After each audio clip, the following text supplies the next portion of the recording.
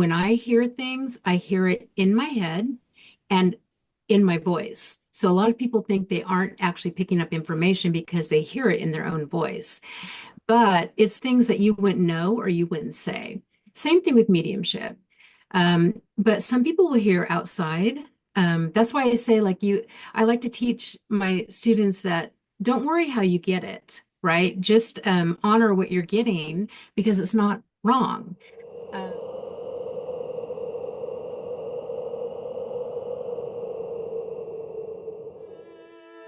My guest today is Kelly Coulter, psychic medium and investigator. She's going to share some different ways psychic abilities can be used and how you can be taught to discover your own unique ways of connecting with the mystical. Also co-hosting with me is my wife and clinical psychologist, Katrina. This is a fascinating conversation. Here we go. Well, I thought if we could start maybe with like a story or a case or something you want to share that's really exciting or heartwarming or profound or something. I don't know if you prepared something like that, but that's where I would like to start. I have a business partner. We just did an event called Austin Case Files, where we took a group of people to Austin and we researched some of the deaths that are going on at Lady Bird Lake. So part of that was going to the actual site where the person was last seen, right? So I don't know if you've ever been to Austin. It was my first time, but there's a street called Rainy Street, very popular, and it's all like bars and restaurants. And this is where these men were last seen, most of them. So we went to one of the sites and we did a remote viewing. For this case, the actual site is no longer there, the actual bar. So, we walked around the land and did all that. And on the way back, and it's not a very long street, but it's a street where, they have like the person that stands outside to greet you. They want you to come in, and so that's all the way down the street. And we get almost to like the end of the street, and this is how the psychic stuff works. I just thought, I'm going to ask this guy if he knows anything about the Lady Bird Lake drownings. So I just went up to him and said, "Hey, do you know anything about this?" And he said, "Do I?" He said, "One of the victims was my friend that I grew up with." And so it's just so random, right? And he was very generous. And then we were able to invite him back to work with us and talk with us. And it's always when it's like firsthand, when you're actually at the scene or you're talking with somebody like a family member or somebody who knows the victim, it just kind of heightens the energy. So that's just something that recently happened that I thought was kind of fun. Mhm.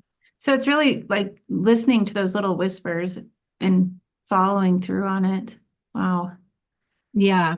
And that's what I think is kind of hard for people. They'll think, oh, I don't have any good intuition because we often don't trust ourselves. It's easy for us to give advice to other people because our intuition's good, right? But when it comes to us, we're like, oh, am I making that up?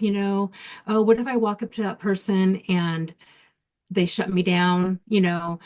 What if they think I'm crazy? What if I tell them I'm a psychic and they're like, okay, so just kind of getting rid of all those fears and just kind of going for it. And then are you guys gonna like showcase your findings or what you guys experienced there? Is that something you put out on YouTube or? Um, yeah, we are not actually finished with it. So part of the event was in Austin for 3 days, and it was like all day long. And then we have three more Zoom sessions, like three more where we're going to continue to work on a case or two. And then after that, yes. Wow. Super excited. Did you say this is something you organized or you're part of that? And Yeah, it's something that another psychic medium who's a good friend of mine, her name's Kay Reynolds. We're both former teachers, so we kind of geek out on setting this all up. And so we did. She's in the Austin area, so that's not the real reason. We did choose it for what was going on there, but it just kind of worked out. So we kind of, yeah, geek out on okay, we can have them do, a chart with, we're going to put the sticky on what they found for this evidence, so it was fun for us to do. So yeah, we did put it together. Wow, that sounds super interesting. Did you have a lot of people sign up, or do you limit it to like a smaller group? We wanted a smaller group, and we had a good size. We had 10 sign up, which was actually perfect. We could have done more, but 10 was really good. It's a close group, and our goal is for them to, after this mentorship, to be able to work with families and law enforcement on their own or as a group, because they all know each other now, right? So will you be doing more of these in the future? Because this sounds really cool. hmm Yeah. And so the way we set this one up is we didn't let them know what we're investigating because, you front load.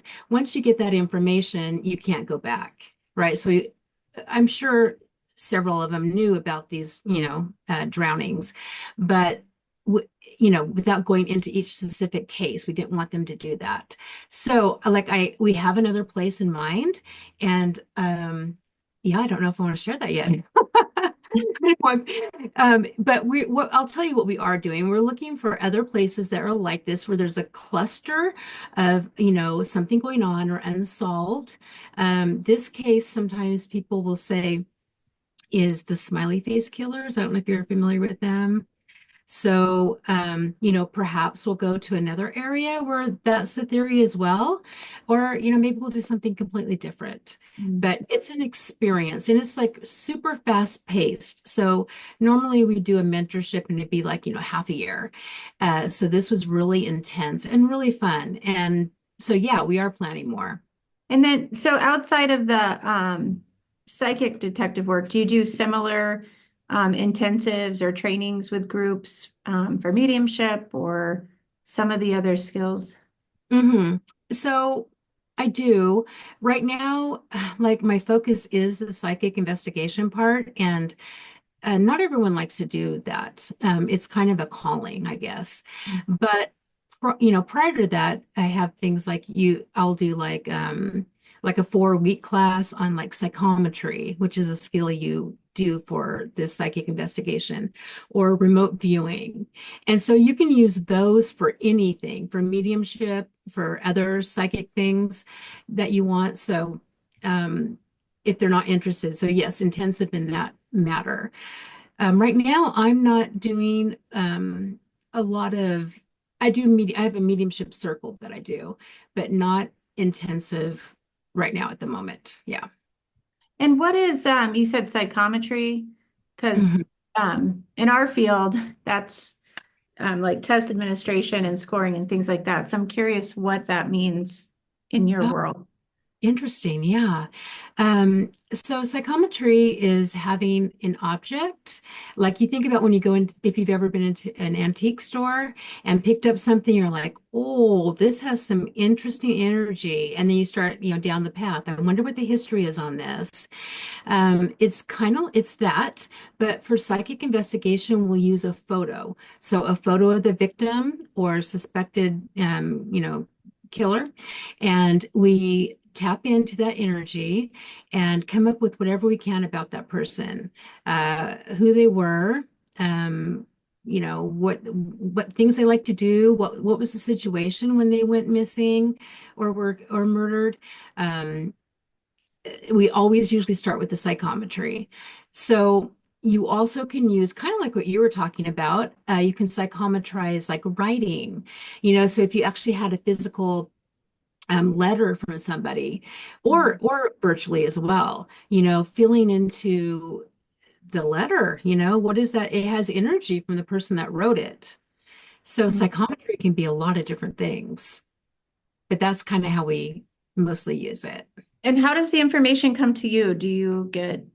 Is it told to you? Is it downloads? Is it just knowing? Is it images or is it feeling? Yeah, I'm glad you asked that because it is different for everybody. And that is actually one of my things that I like to teach other psychic mediums, to do it your way and don't think that however you're getting your information is wrong. So for me, but probably my number one way of getting information is through dreams. Mm. And so when I'm working on a case, I will often either set the intention to connect in my dreams, or it will just come to me. Also, like I guess we'll visually see a scene or the location, which is part of remote viewing, which you can take yourself there as well and look around. Um, I also hear things. Um, like I'm not good at smells, so other people might be picking up on smells or odors or something. That's just not something like in my toolbox. I do hear. Mostly I also feel. That's actually probably my number one. It just hits me a certain way. Like when Andrew was talking about meeting you, I'm like, oh, there's something interesting about that. What do when he mentioned you, I'm like, oh, Katrina, okay, she is something special, Oh, It's just that feeling. you probably were picking up on my excitement when he mentioned. I was like, wait, what? No, I need to be part of this. Hey, Yeah. Kelly, But I'm when you wondering say, if you oh, can sorry. just go into just real quickly, like when you say you hear Oh, and you see and you feel, like what are you hearing? What is that like a voice in your head? Or does it sound like it's coming from outside of you when you're seeing it? Is it like a flash of something? Is it through like a daydream? How does that come to you? yeah, really good question. For me, when I hear things, I hear it in my head and in my voice. So a lot of people think they aren't actually picking up information because they hear it in their own voice. But it's things that you wouldn't know or you wouldn't say. Same thing with mediumship. But some people will hear outside. That's why I say, I like to teach my students that don't worry how you get it, right? Just honor what you're getting because it's not wrong. Some people, I'm going off topic a little bit, but I have students who will psychometrize a photo, and if the mouth is moving, they know the person's alive. And if it's not, they know they're passed. For me, I don't get that. And that's not something I would have taught before because I wasn't aware of it, right? So now that I am, that's one thing I can say, hey, you may see the mouth moving. Um, so hearing wise, that's how I hear.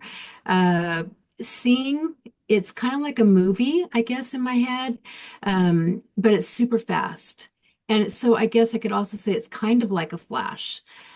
Sometimes I don't see like the whole person. I will just see what's important. Oh, they had red hair. That stands out. That's really Mm. interesting about them.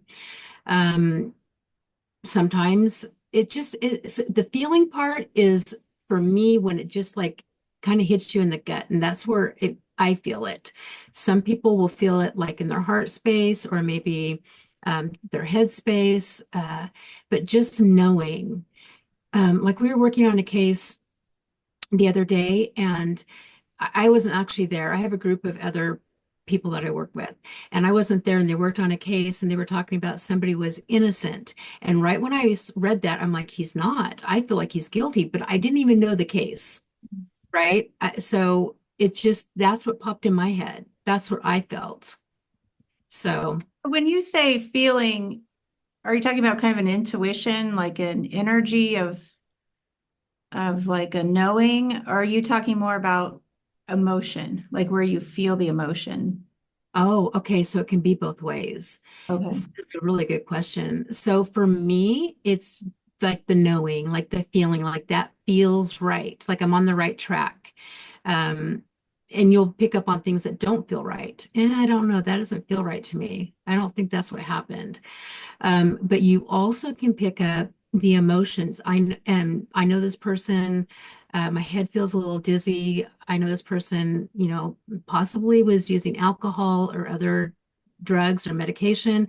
Or if you're not real clear, sometimes it can be somebody that has mental health issues.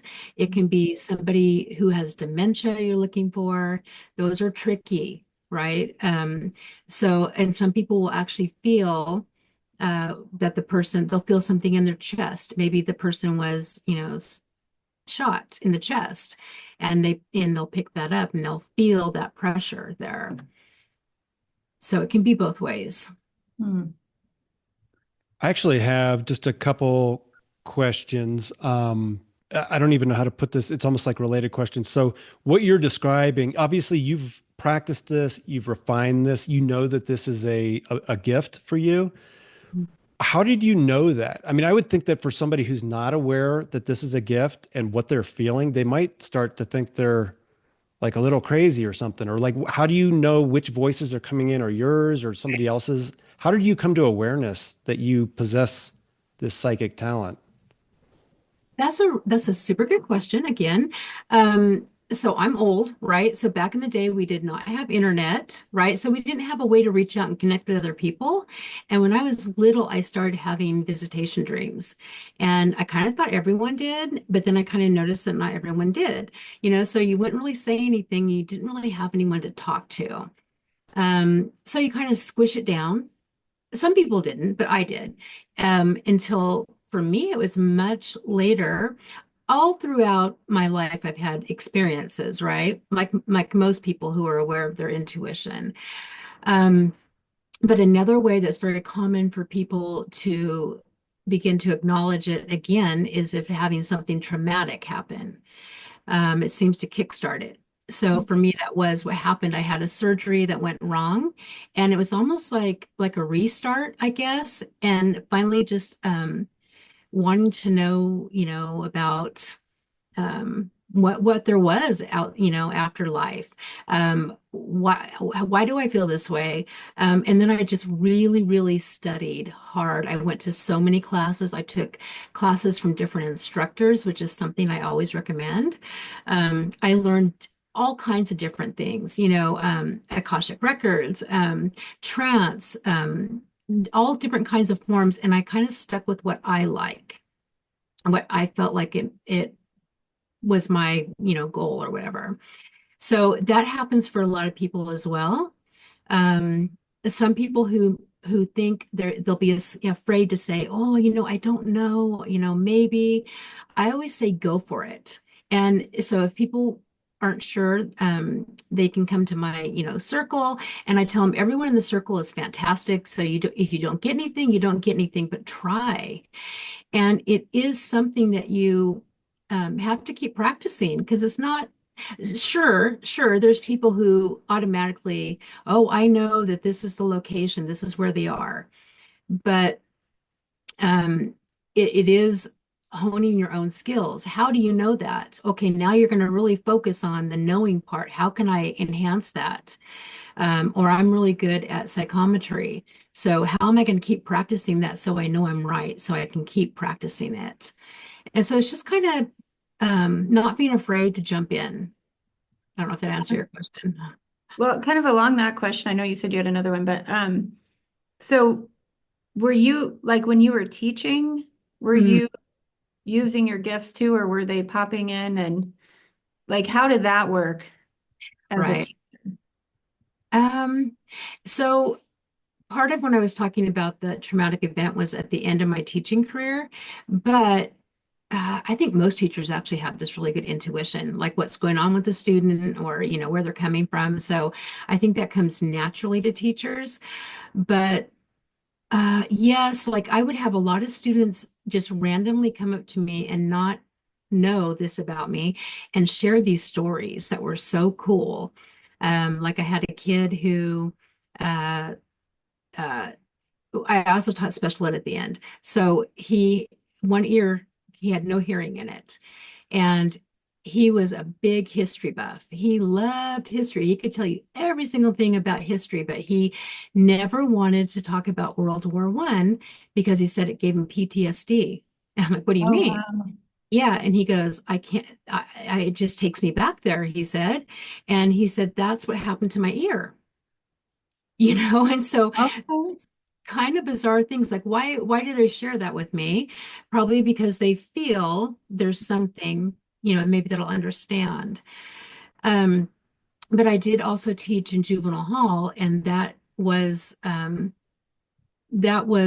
really heavy, if I can say that. When you walk into a room and you just feel like, oh, what's going on in here?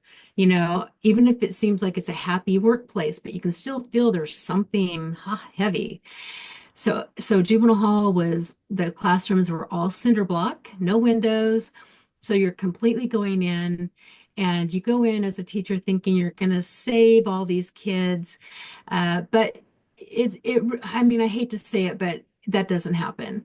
So being in a room full of really dark energy. And I hate to say that, but it is the truth. It's really heavy. I had, you have people who've murdered in there, who are sociopaths, psychopaths, um, who have trauma, and trauma is super heavy. You know that as a therapist. Um, you can only do it for so long. So I was only there for 6 years because it was just really heavy, right? And you could pick up on things that are going on with the kids, and what had happened to them. And um, I don't know if that answers your question, but so did I use my abilities? I mean, as a teacher, natural teacher, yes, but I didn't, try to do more than that. Yeah, in the behavioral health or mental health fields, obviously there's a lot of talk about trauma. You just brought up a story that suggests that trauma can be carried over from one life to the next. Do you see that a lot with folks you work with who might have these feelings like they underwent a traumatic experience, but they can't really explain why? And maybe it relates to something in a different life? Yeah, I do, and I run into things like it's something like maybe from a past life that they're still trying to figure out, but yet they've already done that, right? They don't need to be figuring out this time. One thing I see a lot of too is people who will want to connect with other soul family groups, that they've had or they carry with them, but it's not this lifetime that they're supposed to, if that makes sense. So a lot of people, I feel like that's my soulmate, and something will happen, and it's because this time they're supposed to be, friends, or they're supposed to be, something else. But a lot of us, I think, carry things over. Like I was thinking about one of the questions that you wrote down for me to maybe answer was that why am I afraid of the dark? And I don't really know, right? But I do know, maybe it's from something from a past life, maybe I was a miner, and I got trapped in the dark and cave collapsed. I don't really know, but I do see it a lot. And I think once people are able to figure out or know what this trauma was or what they're carrying over and can set that aside, I think it's really can be healing for them because, it validates that they really are feeling this, but you've already done that. That's kind of what I was wondering is like, I always have this question of like, on the flip side, not just trauma, but like things that we've done before that were just really fulfilling and enjoyed greatly. And then now we have a pull to go do something.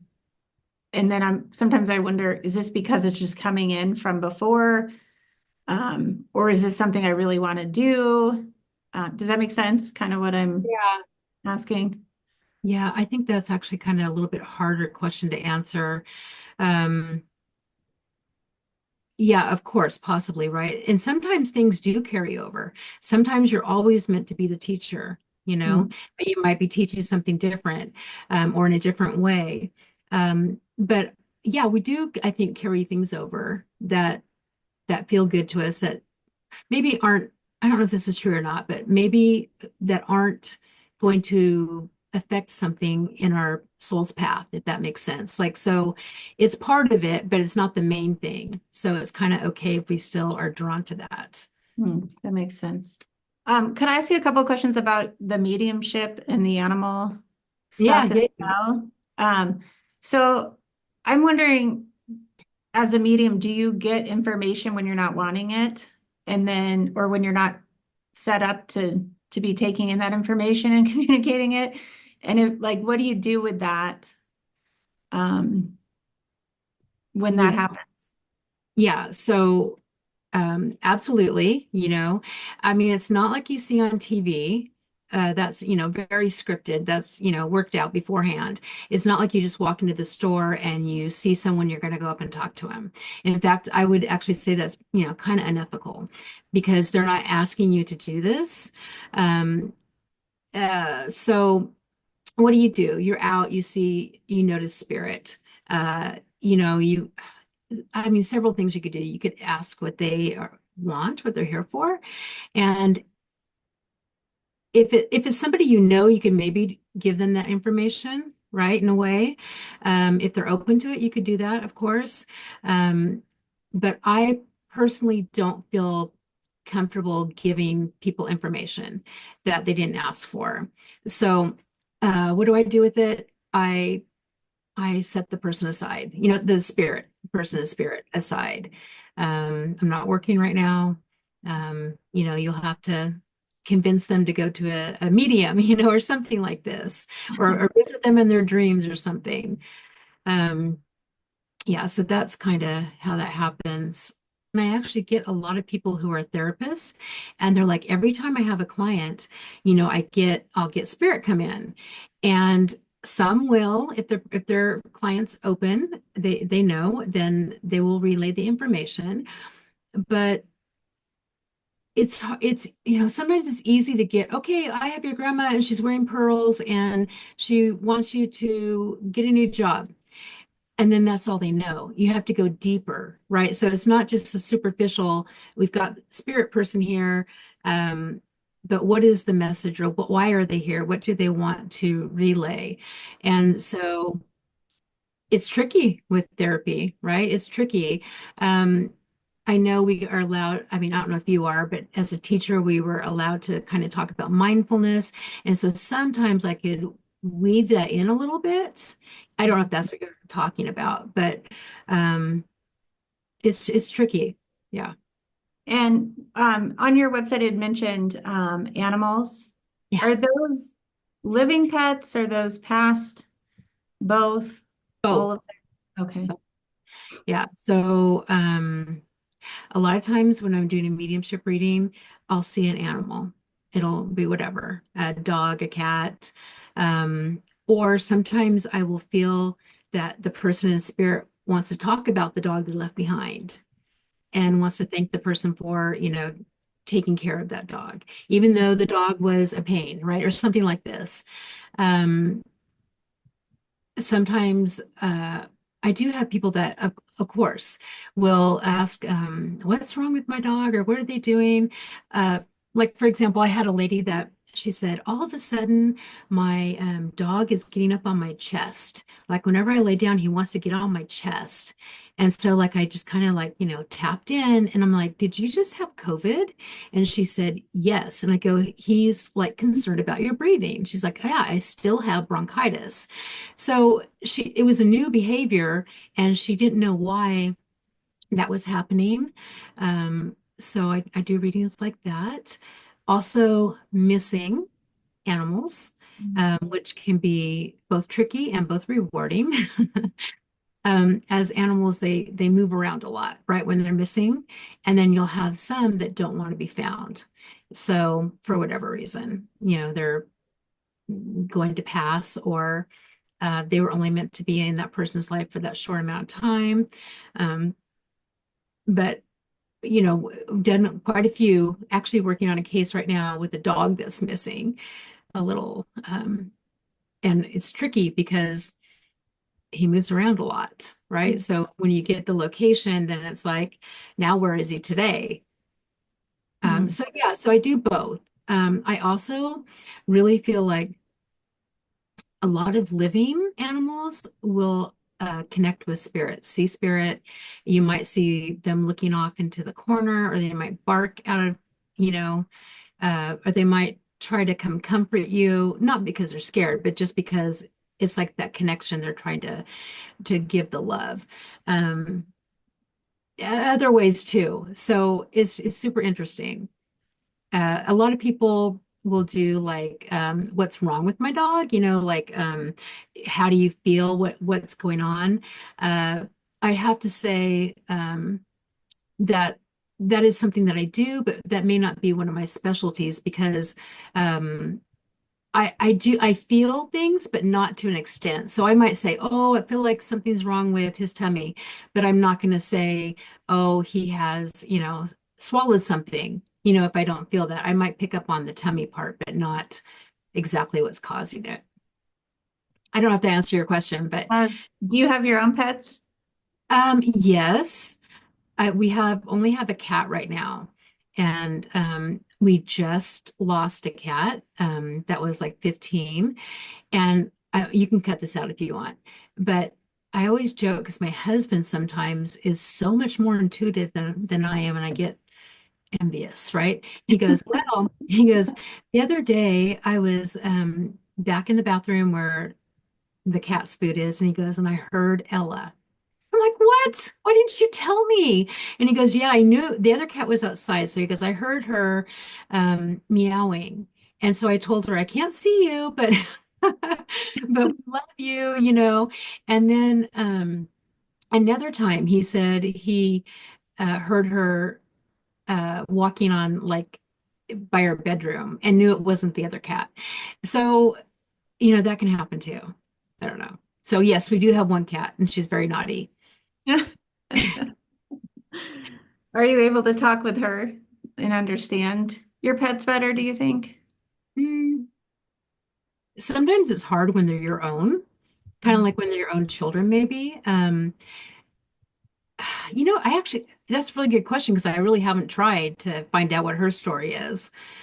She's kind of my son's cat, and I should though, because she bites me.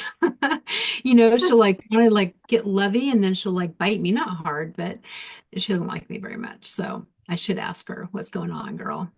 Yeah. Yeah. Something that I wanted to know is what would you say to, or what do you say, or how do you treat skeptics? Because Mm. I don't know. I guess I'm kind of thinking about myself sometimes where I suspect there's a lot of people that really want to believe. And I guess that's like a lot of things, but there's that voice like, can this be real? Or am I getting taken for a ride? Or I don't want to feel silly, but I really do want to know. What do you have any just like general thoughts for people like that? Yeah, you do get a lot of skeptics. So the very first thing is you're absolutely right. There are people who are going to take advantage of you, and unfortunately, that's the truth. Where I live, we have a lot of mm, like black magic or curses, and so I get a lot of people who will ask, "Can you take the curse off me?" These kinds of things. Somebody's, told me I have a curse and they want me to pay $800 to get it taken off. And then I'll say, absolutely not. They're trying to take advantage, of course. So there's that. I also, I do get a lot of people and I'll ask them, is this kind of weird for you? Yeah, I had with someone last night. He goes, yeah. And I go, okay, just, be open to it and ask me questions and, see how you feel after. Uh, I would say do your research also to find someone that you feel like you connect with. Because I know I get a lot of people that say, I don't know what it was, but I just saw your picture on your website and I felt drawn to you. It should be that way, where you feel like that person um, could, I feel a connection with them.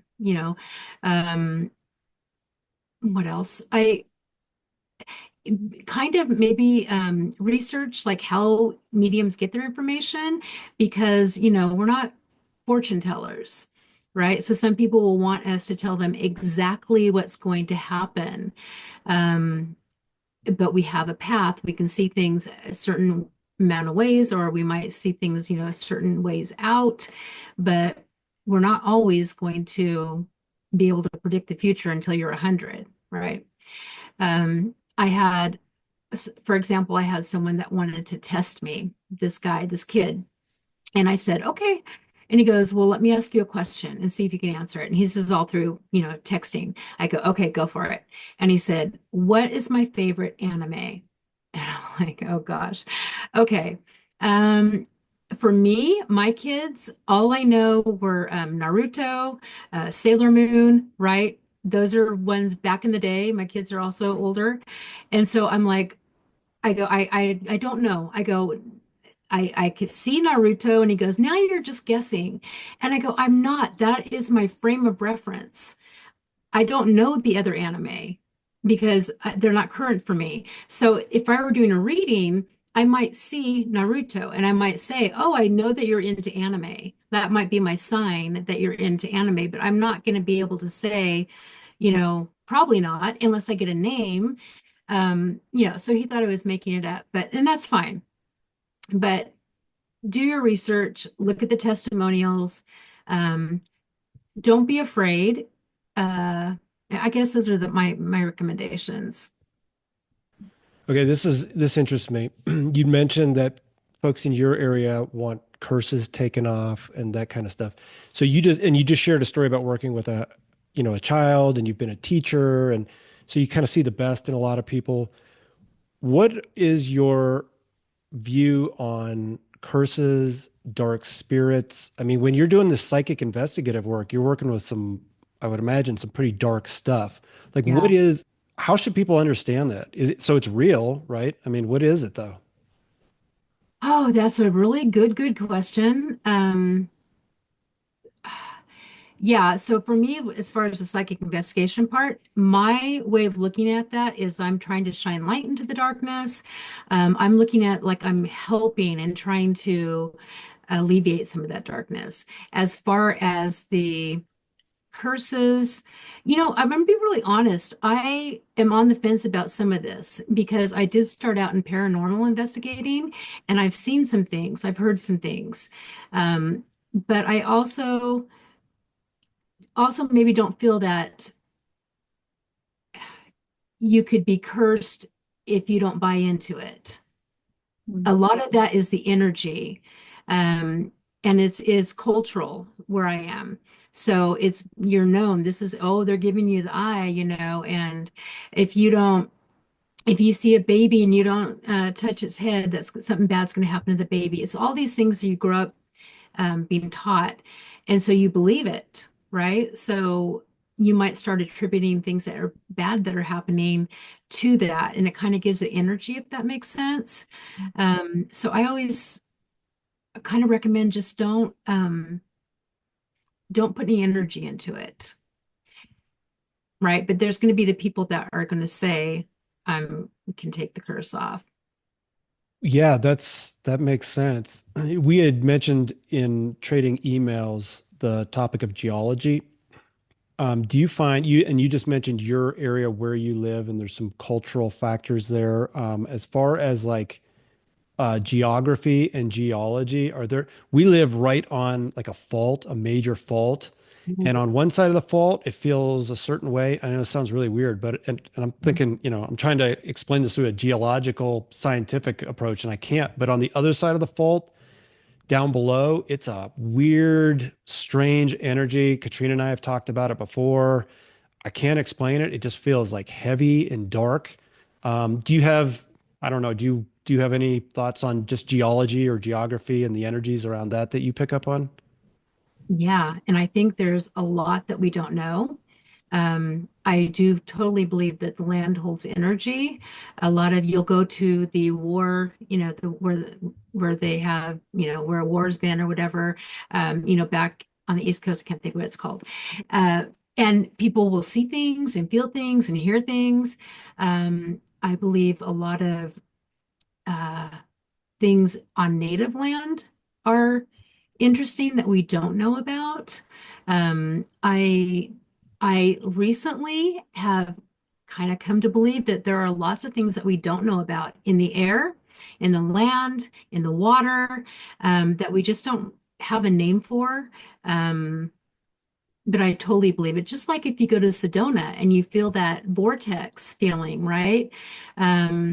There's lots of places that feel very healing, but I would honor that if you're feeling like there's something that doesn't feel right. I definitely believe that. And if you do like the paranormal investigating, they'll say there's certain, rocks that will hold energy more, certain, so I do believe that. I'll be honest, I don't have all the answers, and I try to figure these things out myself. And I am a lifelong learner, so I'm still on that track, trying to figure these things out. What do you think? You do geology. What do you feel besides that? Well, I'm the same way as you. I'm just curious and open-minded. I know in looking at ancient sites, some of the work, the research, the theorizing that's being done around that by people who know much more about it than I do, or speculating about some of the geochemical and geomagnetic relationships through different kinds of rocks and water movement and faults and all those kinds of things. So, I mean, it makes sense if everything's energy that there is some impact there, but I don't know. I'm just very interested in it. That blend between hard science, geological and earth sciences and chemistry, and then the other areas of energy work. And I think they probably go together very well. I don't think I have any more specific questions. Did you have any more? Yeah, just a couple. And we can cut this out as well if you don't feel comfortable. And maybe Katrina, you can add to this a little bit. But there's been some research done. I don't know all the details around it. In children, I think mostly children with autism spectrum disorder and like their telepathic abilities and that kind of stuff. You have a background in special education, plus you do this. I don't know. Do you have any thoughts about that, or have you researched any of that, or Yeah, have you? 100%. I believe 100%. They're brain, magical, right? And I feel like there's definitely something to it. Whether I don't know, it depends. You have a nonverbal versus a verbal. You can get a little more information out of them. But it's something about stepping into their energy, and it feels very different, and there's something to it. And I also have a little theory about the new babies that are being born are almost a different, feel. And I feel like the ones being born now are coming to kind of heal the world, kind of do something different. Um, so I don't know, there's why do we have more kids diagnosed with autism, right? Well, I kind of feel like we maybe don't. We just didn't recognize it before. And I don't know, Katrina, what you think about that. Um, but I think, we just maybe didn't have a word for it. I don't know. What do you think, Katrina?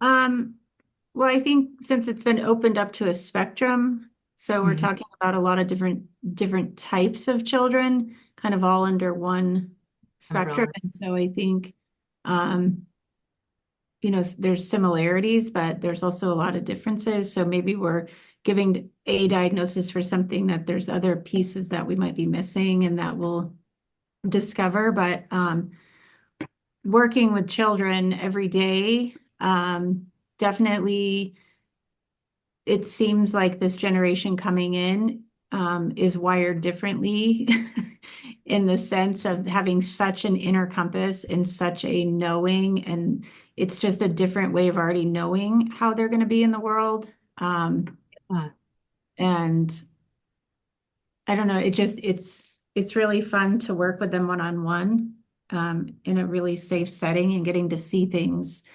and connect with them. And it definitely seems like there's something special about, I mean, they're special every generation. I don't mean that, but yeah. something very different and almost spiritual Mhm. already, but in their own way, not in a learned sort of religious way. So Right. I think it's very exciting. But I think we have a lot to learn about autism. I don't know. I don't know that we know what it is. And studying some of those research studies that are being done, where it's blending what Andrew was talking about, the science with the mystic, and it's pretty cool. It's definitely changing old ways of thinking for sure. Yeah, I love that. That's so funny that you went to kids like that, because the next question I have written down right here is crystal children. And Oh, and it's like and then you just went right there. So, but you feel like, and I know Katrina, you've heard some stuff around this too, that this new generation is bringing something. I guess as a teacher and a parent, I've always thought about instruction as going from the top down. Like the older generation kind of teaches the younger generation, And then with this new group, it's almost like they're here to teach us something. They're bringing in something new, and we need to pay attention to that. I agree. Um, you know, I lose track of what the new generation is called. So crystal, rainbow, whatever, right? But I do believe that is happening. And my sons are like 30 and 27, but they're that generation's very focused on saving the earth and very concerned that we're not doing anything. Whereas most of us are like, well, we won't be here, so what does it matter? So I think starting with that age group and then going backward, each maybe 10 years or so, it's kind of like building on something to help us, in some way.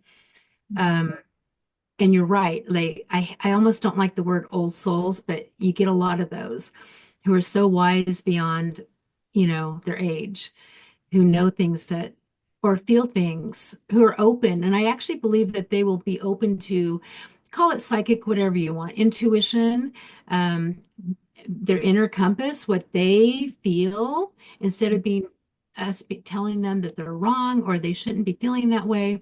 I feel like they're a little rebellious in ways, and I love that, right? For Katrina, sure. do And you I have don't know if it's just because, I get to spend so much time with them one-on-one during the evaluation process.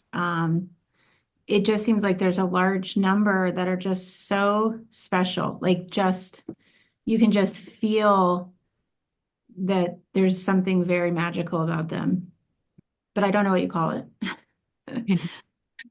Oh, they're lucky to have you, that you kind of are open to those things, right?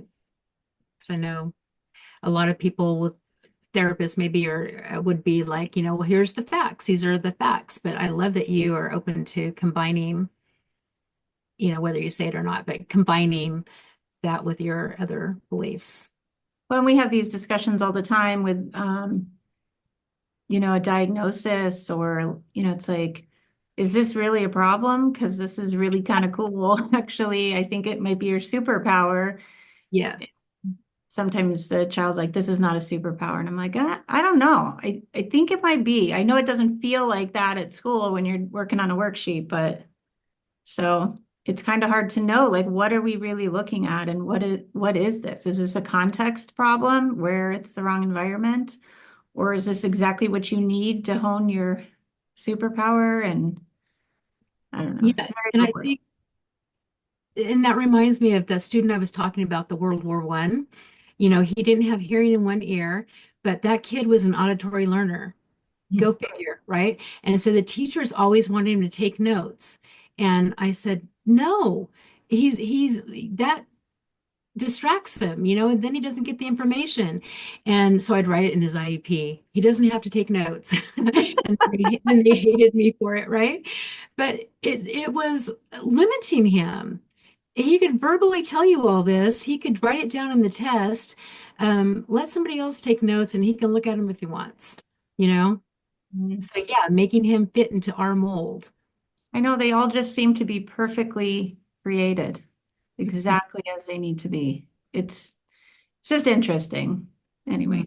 And a lot of the non-traditional learners that we work with, they seem to have intuition. They learn intuitively. It's not something that can be maybe, you know, formulated, sequenced. It's kind of, it's, I guess, like what you're talking about. They see it in their head, they feel it. It's an intuitive sort of approach towards problem solving. Do you work with parents and kids at all, or I don't know, Ah, do you share any perspectives with parents who are trying to understand their kids?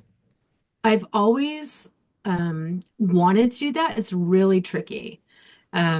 Working with, children as far as anything legal, right? As far as them developing, that's my belief. I know some people do, but sometimes if the parent gives, permission, it's just a really tricky area. I wish there was some way to support, these kids and work with them. I guess if they approach me, but a lot of times it's the parents, So I give ideas of what they can do with them to help them embrace what they're going through, or specific exercises, or helping them. I mean, I'm not a therapist, but helping them to understand like maybe how they're thinking and that it's okay. One thing I get, I don't know if this is on topic, is people will want me to come to their house because their child is seeing and talking to somebody, right? So that's a conversation. That a lot of times I don't know that it's bad. It just depends. Who are Have they you done talking? that?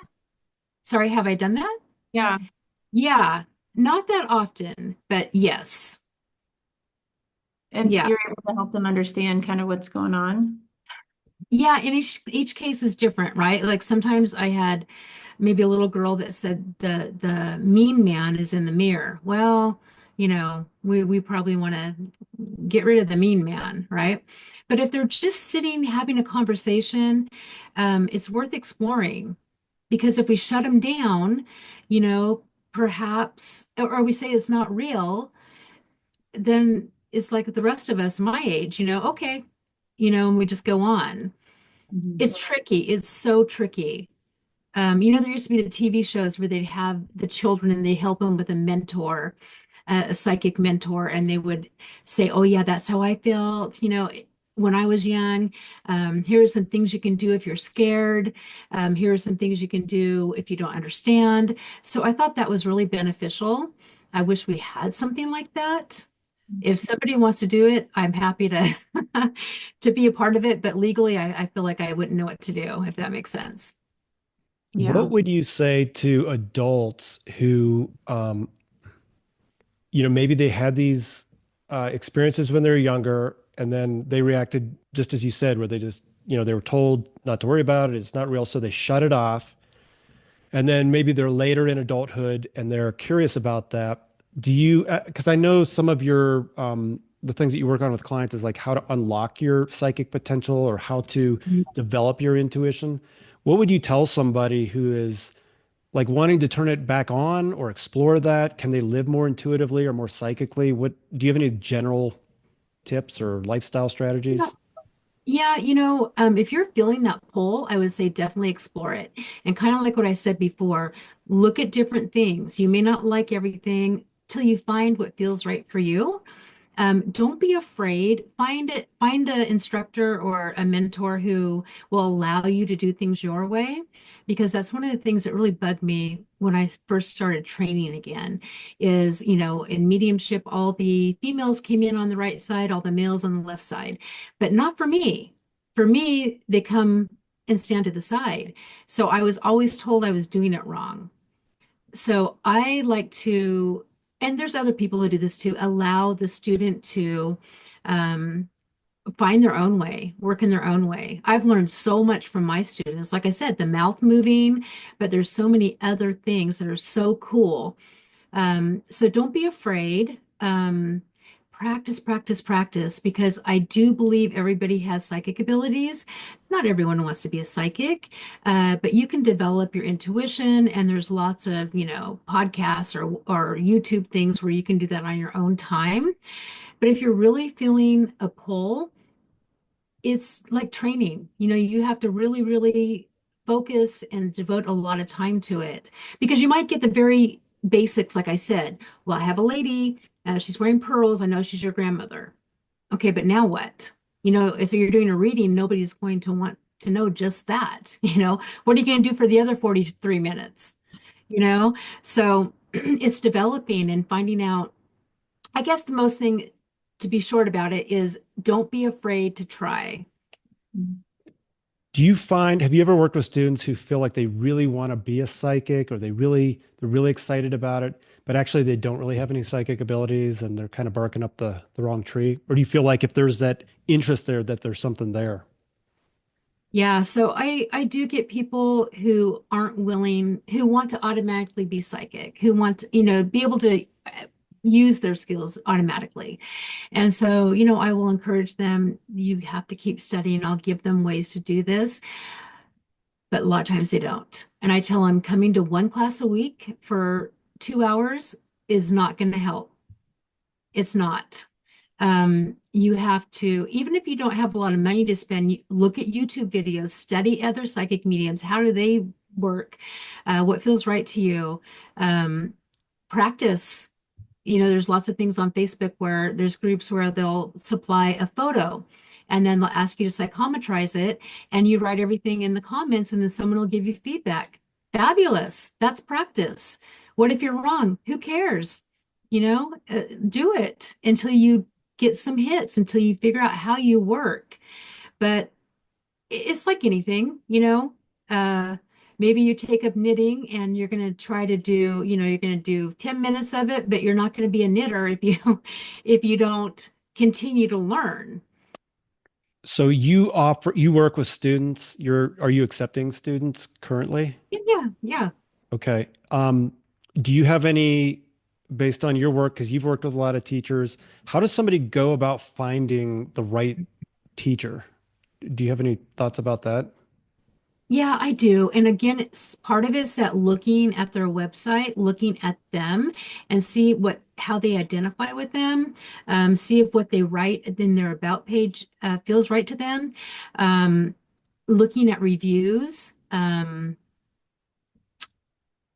look at what they're teaching. Does that interest you? Are they teaching a class on using color and mediumship? Do it. If that interests you, do it.